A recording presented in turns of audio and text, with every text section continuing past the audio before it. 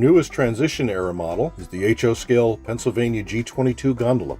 The Pennsy built more than 5,700 of these cars, starting in 1915 and going through 1917.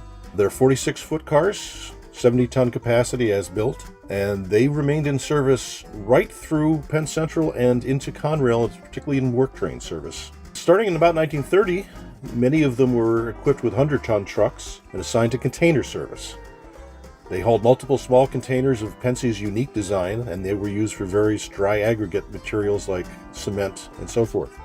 Our new model is based on the G22 class. It has two different styles of ends, one with one rib across the end and one with three ribs across the end for two production variants. Two different interior configurations, one with tie downs for the containers and one without.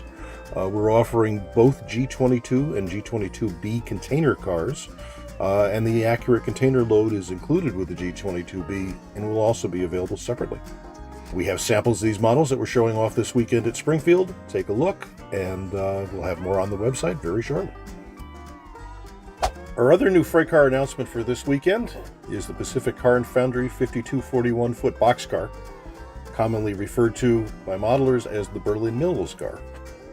These cars were built in 1979 by Pacific Car and Foundry. There were about 800 of them built. Boston and Maine, the Berlin Mills Railway in New Hampshire, and Olympic Railroad in Washington are the original owners. However, these cars have been continually resold and released over the years, so there's a large number of second-hand owners, including a number of patch-out schemes and a number of full repaint schemes. In addition, Boston Maine's cars ended up in Guilford paint and in Pan Am paint. We're offering all of these schemes, and then some, including several repaints and several patch-outs.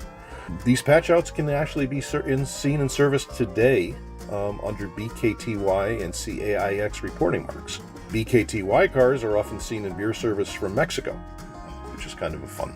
Our new HO scale 5241 boxcar model features 3 door styles, complete underbody detail with cushion draft gear, separate wired grab irons, our semi-scale couplers, new trucks with free-rolling wheel sets, and multiple road numbers in each paint scheme.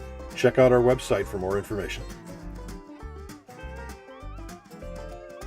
Hi, I'm a different person now. Our last announcement is our latest release of HO scale FL9s. The FL9 was a critical locomotive for operations out of Grand Central Terminal in New York City.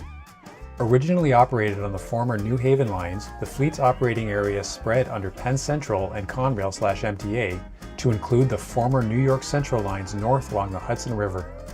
With no direct replacements on the horizon, in the 1980s the decision was made to rebuild and upgrade many of the original FL9s.